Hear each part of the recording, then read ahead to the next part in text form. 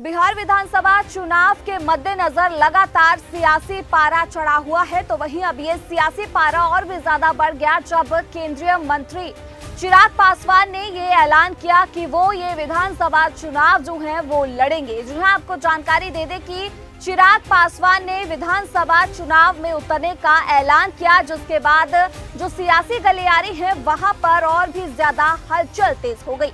दरअसल बता दें कि चिराग पासवान जो कि लोक जनशक्ति पार्टी रामविलास के राष्ट्रीय अध्यक्ष हैं और उनकी ओर से ये फैसला लिया गया।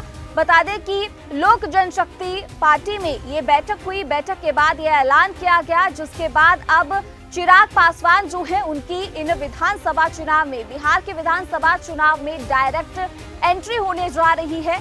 और जानकारी दे दें कि अब सवाल ये उठता है कि आखिरकार केंद्रीय स्तर के जो मंत्री हैं चिराग पासवान, उन्होंने ये फैसला क्यों लिया कि वो खुद इस विधानसभा चुनाव में उतरेंगे और इस रण में ये लड़ाई जो है वो लड़ेंगे। तो वो भी आपको बता देते हैं। दरअसल चिराग पासवान को लेकर एक बात दबी जुबान में बार बार कही जाती है कि वे ये कि दिल्ली यानी वो केंद्र के नेता हैं, और हालांकि अब वो खुद को केंद्र की राजनीति से बिहार की सियासत में शिफ्ट होना चाहते हैं। बिहार में अपनी पार्टी के भविष्य को देखते हुए चिराग पासवान अब जमीन पर उतरने और खुद को एक बड़ा नेता साबित करने की रणनीति पर काम कर रही हैं।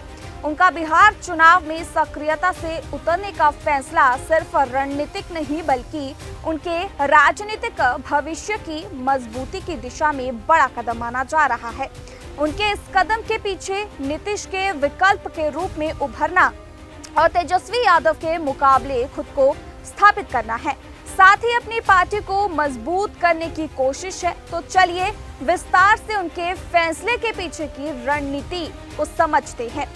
दरअसल बता दें कि नीतीश कुमार का ये चुनाव लास्ट ही माना जा रहा है। एनडीए को कब से बिहार में एक युवा फेस की तलाश है।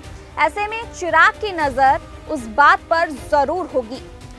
वे नीतीश की सियासी जमीन पर अपनी फसल काटने की रणनीति पर काम कर रही हैं। वे खुद को स्थापित करके एनडीए के सामने एक मजबूत चेहरा पेश करना चाहते हैं। बता दें कि चिराग पासवान के सामने सबसे बड़ी चुनौती है तेजस्वी के सामने खुद को स्थापित करना।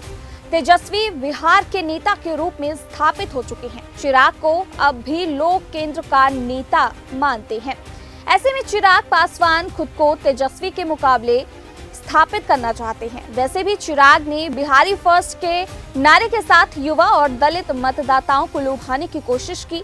हालांकि उनकी इस बात पर तब यकीन लोग करेंगे जब वे खुद बिहार के मैदानी जंग में उतरेंगे। ये हकीकत है कि रामविलास पासवान के निधन के बाद एलजेपी कमजोर हुई है। चाचा भतीजे की लड़ाई में तो पार्टी का और भी नुकसान हुआ। हालांकि चिराग ने उसे पाटने की कोशिश की। चिराग पासवान की लोजपा रामविलास ने 2024 के लोकसभा चुनाव में 5 सीटें जीतकर 100% स्ट्राइक रेट हासिल किया। अब वे विधानसभा चुनाव में इस प्रदर्शन को दोहराकर पार्टी को बूथ स्तर पर मजबूत करना चाहते हैं। उनकी रणनीति दलित वोट, खासकर पासवान समुदाय को एकजुट करने की है, जिसमें उनके चाचा सेंधमारी में लगे हैं। चिराग और उनके चाचा पशुपति पारस के बीच रामविलास पासवान की विरासत को लेकर लंबे समय से टकराव है। साल 2024 में बीजेपी ने चिराग को समर्थन दिया था। इससे पारस की राष्ट्रीय लोक जनशक्ति पार्टी हाशिए पर चली गई। उनके चुनाव में उतरने की चाल से ऐसा लग रहा है कि चिराग इस चुनाव में चाचा को सियासी रूप से पूरी तरह से खत्म करने की रणनीति पर काम कर रही हैं।